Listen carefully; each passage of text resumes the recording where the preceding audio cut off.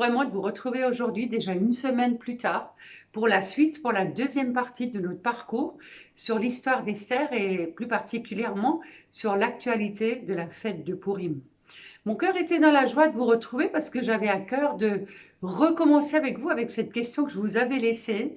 Est-ce que tu veux faire partie de ce changement qui va venir ou qui est en train de venir? Vous vous souvenez? J'avais terminé avec cette question. Et j'espère vraiment que durant les 8 jours qui viennent de passer, eh bien, chacune et chacun d'entre vous, vous avez eu l'occasion de vous mettre devant le Seigneur avec cette question, en honnêteté, en simplicité de cœur et surtout, pas seulement de vous mettre devant lui, mais surtout de répondre à la question. Parce que ce qui est sûr, j'ai une bonne nouvelle pour vous, c'est que le Seigneur veut que vous en fassiez partie. Ça, c'est sûr. Alors, comme je vous l'ai annoncé la semaine dernière, aujourd'hui, on va s'intéresser aux différents personnages clés du livre d'Esther. Ceux qui ont joué des rôles essentiels, en tout cas un certain nombre, même s'ils n'ont pas tous été sur le devant de la scène. Et écoutez bien, ça c'est vraiment important. Et je suis certaine que vous allez pouvoir vous identifier à l'un ou à l'autre d'entre eux. Et peut-être même, j'ai envie de dire, tantôt à l'un et tantôt à l'autre. En tout cas, ce qui est essentiel, c'est que je suis sûre que nous allons trouver ici des clés pour nos vies et pour les temps que nous sommes en train de vivre. Souvenez-vous, je vous ai dit des temps passionnants.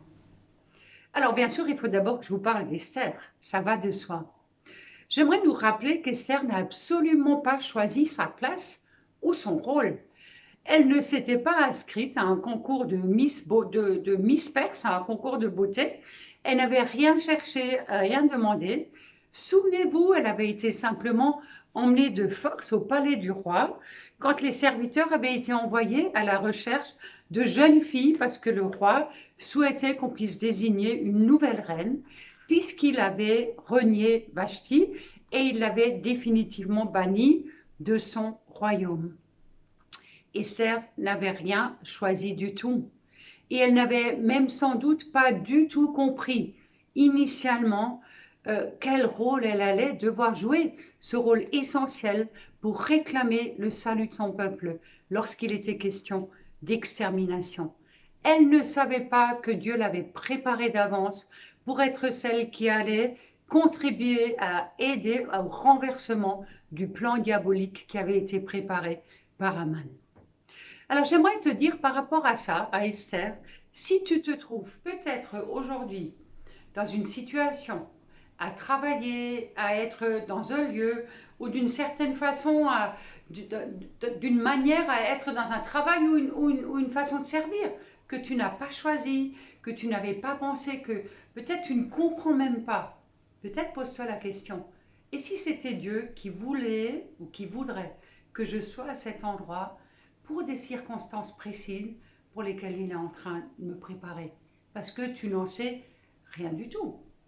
Ce que j'aimerais que tu comprennes aujourd'hui, ça c'est vraiment important pour nous, c'est que peu importe qui tu es, peu importe la place que tu occupes aujourd'hui, tu peux dans ton contexte te positionner comme Esther l'a fait pour quelqu'un, pour plaider la cause de quelqu'un, pas forcément seulement devant Dieu, mais ça peut aussi être devant les hommes, devant quelqu'un d'autre. Ça peut être sur ton lieu de travail, ça peut être dans une situation très précise. Elle peut même sembler peut-être insignifiante aux yeux de beaucoup. Ça peut être dire quelque chose en faveur de quelqu'un, parler pour quelqu'un, dénoncer un mensonge, rétablir une vérité, etc. Ça peut être des choses très différentes. Et c'est la même mission que celle d'Esther alors, simplement à une échelle différente. En fait, ce que j'aimerais que tu comprennes, c'est que tout ce que tu vis, Dieu l'utilise pour te préparer, pour utiliser ton témoignage, pour utiliser ta foi, pour te faire grandir dans ta foi. Et Dieu peut t'utiliser et veut t'utiliser comme Esther à une place particulière, même si elle est moins en visibilité que celle d'Esther, parce que tout le monde n'est pas reine de Perse, c'est clair, et tout le monde n'est pas appelé à des postes de responsabilité. Mais n'oubliez pas que pour Dieu, les responsabilités humaines ou le devant de la scène, c'est pas tellement important. Ce qui est important pour Dieu, c'est de faire ce qui est juste, que ce soit pour tout un peuple ou que ce soit pour une seule personne. Pour Dieu, ça a exactement la même valeur. Dans ma propre vie, ça m'est arrivé 2 fois. 2 fois où j'ai été, entre guillemets, accusée à tort voilà, d'avoir dit ou fait quelque chose, alors que je ne l'avais pas fait, pas dit. Et 2 fois, à 2 reprises, sans que moi-même je le demande, une personne est intervenue en ma faveur pour plaider ma cause, pour rétablir la vérité, pour dire ce qu'elles avaient, dans ma situation en tout cas, vu et entendu, vraiment pour plaider ma cause, pour que les choses et la vérité puissent être rétablies. Croyez-moi que j'étais reconnaissante. J'ai dit merci à ces femmes, c'était des femmes de tout mon cœur. J'ai aussi remercié le Seigneur parce qu'il les a vraiment utilisées pour me défendre, pour rétablir la vérité en ce qui me concerne. Et ce qui m'a le plus touchée, c'est que vous savez, ces femmes, ce n'étaient pas des chrétiennes. Elles l'ont juste fait parce qu'elles ont trouvé que c'était important de dire la vérité. Et ça m'a vraiment interpellée. J'aurais encore beaucoup de choses à dire sur Esther, mais je ne vais pas trop m'attarder sur elle. J'en ai déjà parlé dans d'autres enseignements. J'aimerais un petit peu parler aussi de Mardochée aujourd'hui, parce que c'est le deuxième personnage clé de cette histoire fantastique. Il occupe bien sûr une place essentielle. Et j'aimerais parler en particulier d'une qualité précise que je trouve chez cet homme. Il s'agit de sa loyauté. Alors avant, là aussi, je voudrais juste nous rappeler un tout petit peu le contexte. Souvenez-vous, nous sommes toujours dans le royaume de Perse. Mardochée habite donc en terre étrangère, c'est un juif. Son cœur est certainement tourné vers Jérusalem, vers le temple duquel il doit se languir. Même si on peut se demander, mais pourquoi donc cet homme n'est-il pas rentré à Jérusalem lorsque Cyrus avait émis cet édit qui autorisait les Juifs à rentrer à la maison, à retourner dans leur pays après l'exil? Mais peut-être bien que c'était la volonté de Dieu, parce que Dieu avait déjà prévu de choisir Mardochée et Esther pour accomplir ses plans. Souvenez-vous que Dieu nous a choisis, appelés et aimés avant la fondation du monde, même si ça nous dépasse complètement. Nous sommes donc en Perse, comme je l'ai dit. C'est un royaume qui est dirigé par un empereur païen qui se prend lui-même pour Dieu. Son seul souci, comme je l'ai dit la dernière fois, c'est de briller par de multiples artifices, de faire des orgies qui durent des mois. Un homme, j'ai envie de dire, dont nous dirions sans foi ni loi, qui vient de se faire ôter sa nièce par le roi ou à cause du roi, cette nièce qui lui avait été confiée à la mort des parents d'Esther. Cette nièce pour qui il avait certainement espéré un autre avenir que de se retrouver dans le harem du roi pour satisfaire ses désirs les plus charnels et finir sa vie dans un harem. Je pense qu'on ne peut même pas imaginer combien ça devait être dur pour Mardochée. Comment est-ce qu'on aurait réagi, nous, mes amis? Quel ressentiment aurions-nous eu à l'égard de ce roi et de son règne, de ses façons de vivre et de faire que nous aurions trouvé certainement profondément injustes, de la colère, de l'amertume, de la haine, peut-être même de la rancœur, un désir de vengeance. La Bible nous raconte que Mardochée avait eu un emploi ou avait occupé un emploi à la cour du roi. Ça lui permettait d'être là tous les jours à la porte du palais et plus précisément à la porte du roi, à veiller sur tout ce qui se passait au palais, à pouvoir surveiller qui entre et qui sort et surtout aussi à pouvoir veiller sur Esther, à s'assurer tous les jours que tout aille bien pour elle, à travers les serviteurs et les servantes, bien sûr, parce qu'ils ne pouvaient pas le voir, à s'assurer qu'elle ne manquait de rien, elle qui se trouvait en première position dans le palais.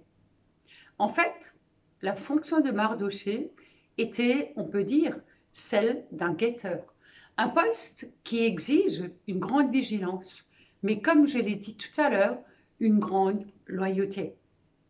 Une grande loyauté parce que ce poste exigeait de sa part qu'il soit fidèle dans les toutes petites choses du quotidien. Ce poste exigeait qu'il veille fidèlement aussi sur celui ou sur celle qui se trouvait en position de premier rang pour que tout aille bien pour lui ou pour elle.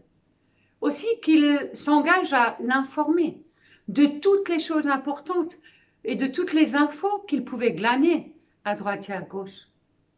Un poste qui exigeait de sa part aussi qu'il s'engage à avertir de tout danger imminent et à ne pas se fier aux apparences.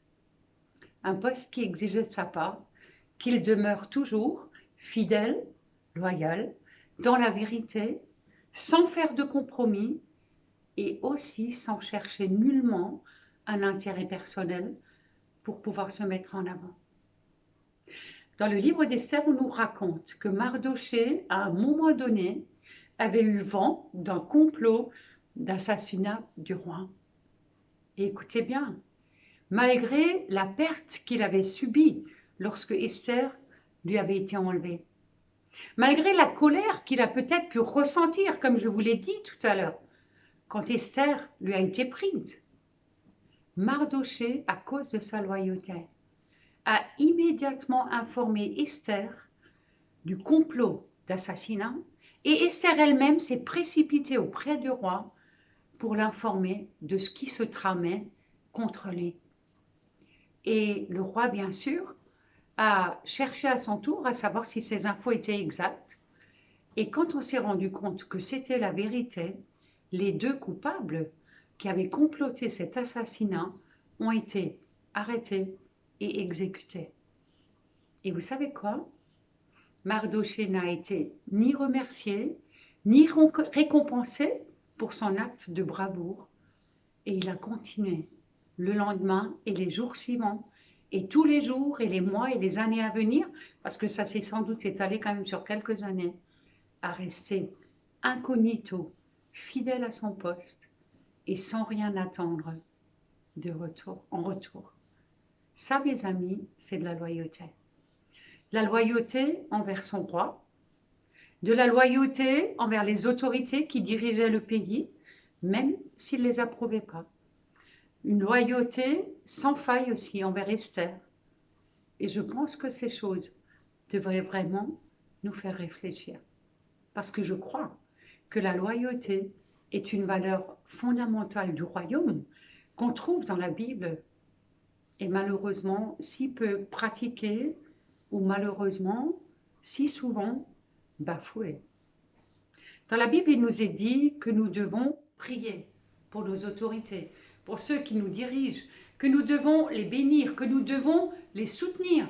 Et le peuple juif le fait tous les Shabbats.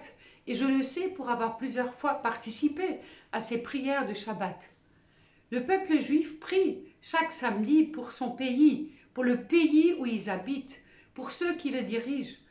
Car la Bible le dit bien, notre bien-être dépend d'eux. Ne l'oublions pas. Mais j'aimerais dire quelque chose. Prier, c'est une chose. Et c'est essentiel. Mais serions-nous prêts ou prêtes à faire preuve de la même loyauté que Mardochée envers ceux qui nous dirigent, que ce soit à petite échelle ou à grande échelle, alors même que nous ne partageons absolument pas leurs valeurs, leurs pratiques, et que nous n'approuvons pas leur façon de vivre et de faire. Alors même que, encore pire, ils nous auraient pris et ôté ce que nous avions de plus cher. Ici, pour Mardochée, c'était sa nièce Esther.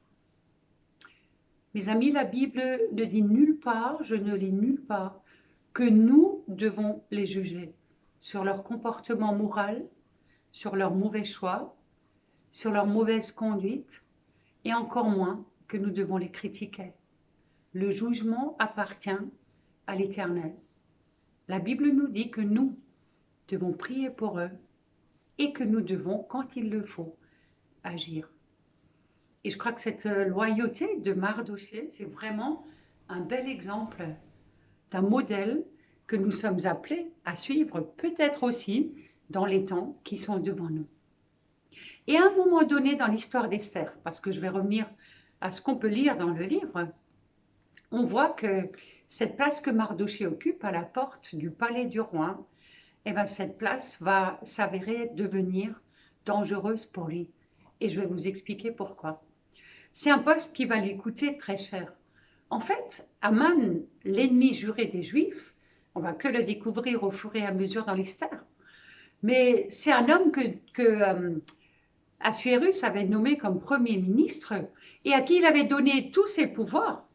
Eh bien, Aman avait avait fait publier un édit, dans lequel il exigeait que toute personne devant laquelle il va passer était obligée de plier le genou devant elle.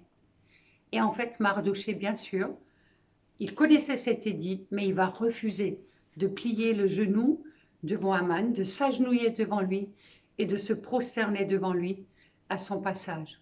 Et pourquoi Mardochée a refusé de se plier à cet édit? Eh bien parce qu'il était contraire à sa foi dans le Dieu d'Israël. Parce que pour lui, c'était inconcevable de se prosterner devant quelqu'un d'autre que devant l'Éternel. Il ne pouvait pas le faire. Et on voit dans le livre d'Esther que la situation va très vite s'envenimer. Mardochée va résister, il va tenir ferme dans ses convictions, il ne va pas fuir, ses responsabilités, abandonner sa foi quand il sent qu'il est en danger et que le vent commence à tourner. Il reste fidèle à son poste, coûte que coûte. Et bien sûr, ce qui devait arriver arriva. Aman va en être informé et Mardochée va être donc tour à tour dénoncé, critiqué, rejeté et il finit par s'attirer pour lui-même, mais pour tout son peuple, pour tout le peuple juif, la haine de Mardochée et il va se mettre lui-même et tout son peuple en danger de mort puisque, pas la haine de Mardochée, pardon, la haine de Haman, puisque Haman va publier ce décret d'extermination. Mais mes amis, Mardochée est un homme qui tient ferme dans sa foi. Il ne va pas bouger. Il va continuer de faire ce qu'il a à faire, même dans une atmosphère des plus hostiles et des plus dangereuses. Il ose même, quand il va découvrir le décret d'extermination, il ose revêtir le sac et les cendres et il va se promener les vêtements déchirés en criant et en pleurant à la porte du palais, au point que la reine Esther va en être informée et qu'elle va s'inquiéter de son état. Sûrement qu'elle pense que, il a un souci, il y a quelque chose qui s'est passé dans sa tête, il ne va pas bien. Pour ça qu'elle va en être informée, qu'elle va se renseigner. Mais malgré le décret d'extermination, Mardochée va tenir ferme jusqu'au bout. Et mes amis, ça nous pose cette question. Est-ce que dans les temps présents et à venir, parce que les temps vont aller de l'avant, les temps vont changer, pas devenir forcément plus faciles, est-ce que nous sommes prêts à rester ainsi, fidèles au poste que Dieu nous confie, fidèles par loyauté à celui ou celle auprès de qui Dieu nous a placés, coûte que coûte, jusqu'à risquer notre propre vie? Je vous laisse la question. Ce dont je suis sûre, je crois qu'il va falloir qu'on apprenne très très vite à résister, à tenir ferme, à rester solidement établi sur le rocher de notre foi et à oser regarder l'ennemi en face sans le craindre. En tout cas, ce qui est sûr, c'est que Dieu sait toutes choses. Dieu sait, Dieu a vu la loyauté de Mardochée et Dieu va honorer sa fidélité. Et même si ce n'est que longtemps après, mais Dieu n'oublie pas, souvenez-vous, Dieu peut tout. Et je vais vous dire comment il va s'en prendre. Le texte nous raconte dans l'histoire d'Esther qu'une nuit, alors que le roi faisait des insomnies, comme par hasard, il demande à ce qu'on lui fasse la lecture des annales du royaume de Perse. En fait, c'est un livre dans lequel sont conservés tous les documents, où on rappelle tout ce qui s'est passé durant son règne. Et le serviteur arrive, pendant la lecture, à ce passage qui raconte l'acte de bravoure de Mardochée quand il avait dénoncé les deux malfrats qui voulaient assassiner le roi et qui lui avaient sauvé la vie d'une façon imminente. Et l'attention du roi, bien sûr, est attirée par hasard par ce passage. Et il arrête le serviteur et il lui dit, mais cet homme, Mardochée, ce juif, est-ce qu'il a au moins été récompensé pour son acte de bravoure, pour ce qu'il a fait? Et le serviteur dit, ben non, on n'a rien fait en faveur de cet homme. Et le roi trouve qu'il faut absolument récompenser cet homme, mais qu'il faut l'honorer puisqu'il lui a sauvé la vie. Je ne sais pas si vous connaissez ce passage dans la Bible qui dit que le cœur du roi est comme un courant d'eau dans la main de l'Éternel. Quand Dieu inspire les cœurs ou les incline, comme il le désire, comme il le veut, Dieu peut le faire. Et comble de l'humour de Dieu, c'est à Aman, bien sûr, l'ennemi juré de Mardochée, que le roi va demander, mais comment peut-on faire pour honorer un homme qui a prouvé sa loyauté envers son roi? Et comme Aman venait d'arriver, il ne savait pas qu'il s'agissait de Mardochée. Et gonflé d'orgueil comme il l'était, il est bien sûr persuadé que c'est de lui qu'il s'agit, que c'est lui que le roi veut honorer. Et donc, il va proposer la chose suivante au roi. Cet homme, il faut le revêtir du manteau royal du roi. Il faut lui mettre sa couronne sur la tête, avec son diadème royal. Il faut l'asseoir aussi sur le cheval du roi. Il faut le promener dans toute la ville, et encore, et encore, et encore. Et le roi trouve que c'est une excellente idée. Il dit à Aman, j'approuve tout à fait ce que tu proposes. C'est donc exactement ce que tu vas faire pour Mardochée. Mes amis, j'aurais payé cher pour être là à ce moment-là et pour voir la tête de Haman qui devait se décomposer devant le roi en une fraction de seconde. Mais voilà ce qui se passe, mes amis, quand Dieu intervient.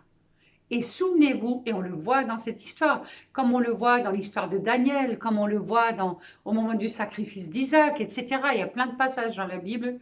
Souvenez-vous, Dieu n'est jamais, jamais, jamais en retard. Il n'est pas en avance, mais Dieu n'est jamais en retard. Et il y aurait encore beaucoup de choses à dire sur Mardochée. Mais j'aimerais encore courtement nous parler des serviteurs, des servantes dont il est question dans le livre d'Esther. Ils sont nombreux, ils ont tous, c'est ça qui est important d'entendre, ils ont toutes et tous fait des choses importantes et essentielles. Et comprenons bien, chacun d'eux occupait une fonction et un rôle essentiel. Et, important aussi, il y a toujours des serviteurs dans les deux camps. Il y a des serviteurs qui sont au service de l'ennemi, de Haman, et il y a des serviteurs qui sont au service de Dieu au travers de Esther et de Mardochée. Ce qui est important pour nous, c'est de savoir, comme je vous l'ai déjà dit, que Dieu cherche des serviteurs et des servantes. Vous savez quoi? Il choisit souvent des parfaits inconnus, qui n'ont pas de succès aux yeux du monde, qui n'ont ni diplôme, ni formation spéciale, ni titre, ni ministère, reconnu en tout cas. On ne sait même pas leur nom souvent, mais ce sont ceux que Dieu appelle, parce qu'il cherche des personnes qui soient fidèles au poste auquel il va les placer. Et Dieu regarde au cœur. Dieu ne regarde pas à l'apparence. Souvenez-vous quand il a choisi David. Dieu regarde au cœur. Et le rôle essentiel de nous tous, de ses serviteurs et de ses servantes, c'est d'être dans cette attitude de loyauté et dans la fidélité, parce que c'est la fidélité de chacun qui va conditionner l'issue de la situation. Est-ce que nous réalisons cela? Je le répète, c'est la fidélité de chacun et de chacune, serviteur ou haut placé, la fidélité de chacun et chacune qui va conditionner la réussite et l'issue positive de la situation. Vous savez, je suis parfois triste quand je vois dans le corps de Christ combien de personnes, femmes ou hommes, cherchent une place s'autoproclame de tous les, et se donne tous les titres, que sais-je lesquels, de conseiller, de prédicateur, de prophète et encore beaucoup d'autres. Vous savez quoi? C'est extrêmement dangereux de chercher le succès, de chercher la réputation, de chercher de nombreux amis. Parce que si ces choses-là ne sont pas de Dieu, à un moment de crise, souvenez-vous, Dieu n'est absolument pas tenu d'assurer et de solutionner ce que lui-même n'a pas cherché et n'a pas créé. Et c'est pour ça que je me permets de nous rappeler que mieux vaut être connu de Dieu. En fait, c'est largement suffisant. Être connu de Dieu plutôt que des hommes. Jésus a dit: réjouissez-vous de ce que vos noms soient inscrits dans les cieux. Il ne parle pas de la terre. Et finalement, je pense que c'est essentiel qu'on n'oublie pas que l'enjeu final dans toute cette histoire, ce n'est ni Esther, ni Mardoché, mais c'est le peuple. Esther et Mardoché, on nous raconte dans le livre d'Esther, ont finalement, quand Haman avait été dénoncé, eu le droit de publier un nouveau décret. Assuérus leur a permis de publier un décret. Pas pour supprimer l'autre, parce que les lois perses interdisaient qu'on supprime un décret, mais un nouveau décret qui permettait des ajustements. Et en fait, ce décret permettait aux Juifs simplement de se défendre contre leurs ennemis. Mais écoutez bien, ce que je vais vous dire, c'est essentiel. Ils ont le droit de se défendre, mais chacun devait se lever lui-même pour se défendre lui-même. Ça signifie que chacun devait se lever pour se positionner contre l'ennemi. Et ça, c'est essentiel. Et ça, c'est d'actualité. C'est fondamental. Et c'est pour ça que je vous ai dit que le livre d'Esther et cette fête de Pourim sont brûlants d'actualité, parce que je le crois vraiment. Dieu appelle chaque personne, peu importe qui nous sommes, à se lever et à prendre les armes spirituelles qu'il nous donne, dont il est question dans la Bible, pour nous battre, pour notre liberté, pour se battre, pour que le joug démoniaque qui règne sur nos familles, sur nos villes, sur notre pays, pour que ce joug-là soit brisé et pour proclamer cette année de liberté et de grâce au nom de Jésus-Christ. Et ça, c'est une bonne et une merveilleuse nouvelle. Oui, c'est vrai, il y a des ténèbres, et je ne le nie pas, et elles sont de plus en plus épaisses autour de nous. Oui, c'est vrai, il y a de l'opposition, et elle va encore augmenter. Mais mes amis, je crois personnellement, j'en suis persuadée que le temps vient où le peuple de Dieu va se lever en un seul corps, chacun personnellement, mais en formant ensemble un seul corps. Et mon cœur brûle pour que ce temps vienne. Mon cœur crie dans l'intercession pour ça, pour que ce temps vienne promptement. Et pour finir, j'aimerais dire un mot, bien sûr, sur la fin du livre d'Esther. Alors, je n'ai pas le temps de tout vous raconter, je vous ai dit, j'espère que vous l'avez lu entre-temps. Mais ce qui se passe à la fin, c'est juste extraordinaire et c'est signé, c'est divin. On nous dit que dans les 127 provinces, vous savez, vous vous souvenez de ce royaume de Perse qui est immense, c'est la fête, c'est la liesse, un peuple tout entier se réjouit. Et même encore davantage, de nombreux Perses se sont convertis au judaïsme, au Dieu des Juifs. Souvenez-vous, au début du livre, on nous a raconté qu'un roi perse, égoïste et orgueilleux, avait fait la fête tout seul avec les responsables des pays, des provinces qui étaient là avec lui, avec ses chefs, mais eux tout seuls dans leur palais, sans s'occuper du royaume et des habitants du royaume d'Esther, du royaume de Perse, pardon. L'histoire d'Esther, mes amis, ne se termine pas sur un burn-out du peuple ou sur un massacre.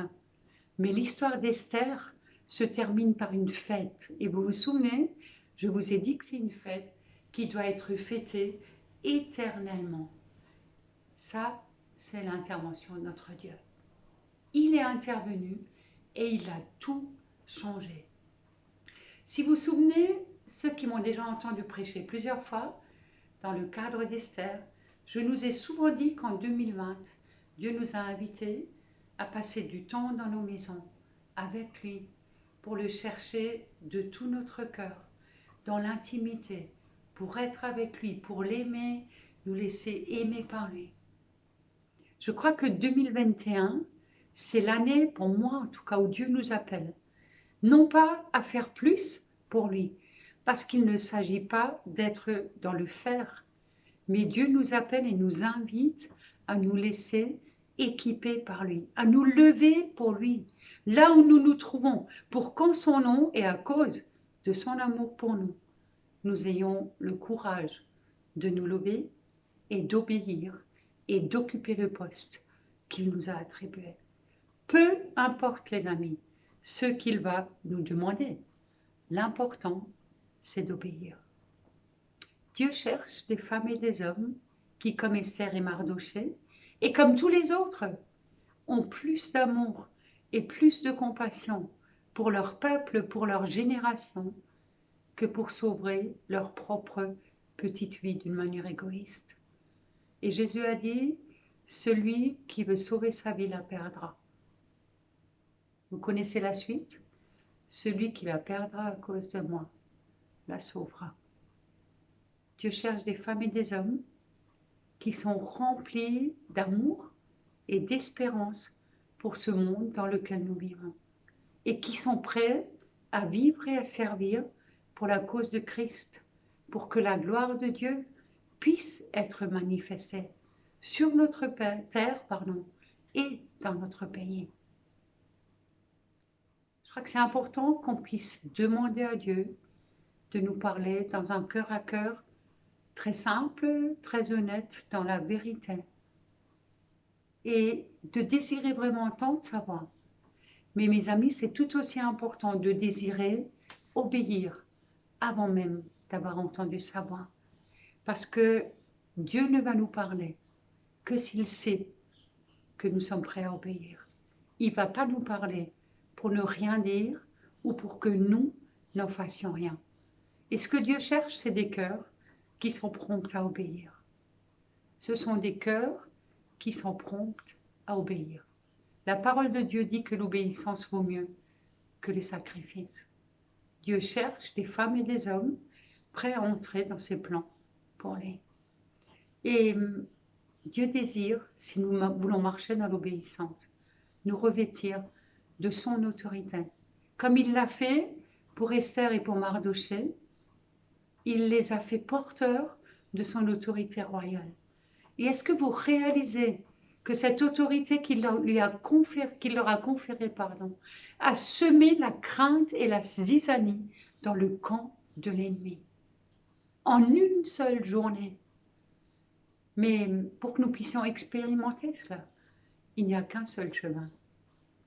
Ce chemin s'appelle déposer nos vies sur l'autel, nous dépouiller de nous-mêmes pour que lui puisse nous revêtir de son autorité et de son appel. Moi, je me réjouis pour ce qui est devant nous. Je vous ai dit, nous vivons des temps de gloire et je me réjouis tellement parce que je crois qu'il y a des femmes et des hommes qui vont se lever de plus en plus. Peut-être pas ce que nous pensions ou ce que nous attendions, mais des femmes et des hommes déterminés qui sont prêts à se tenir fermement debout, établis sur Jésus-Christ, qui ne craignent pas l'ennemi, mais qui ont plus la crainte de Dieu et qui ont ce désir d'avancer avec lui à cause de l'amour de Dieu qui brûle dans leur cœur. Et vous savez quoi? J'ai une bonne nouvelle. L'ennemi est déjà vaincu et l'ennemi sera obligé de reculer. Il y a une espérance pour notre pays et pour notre nation et pour ses habitants. Je le dis, je le crois et je le proclame au nom de Jésus. Amen.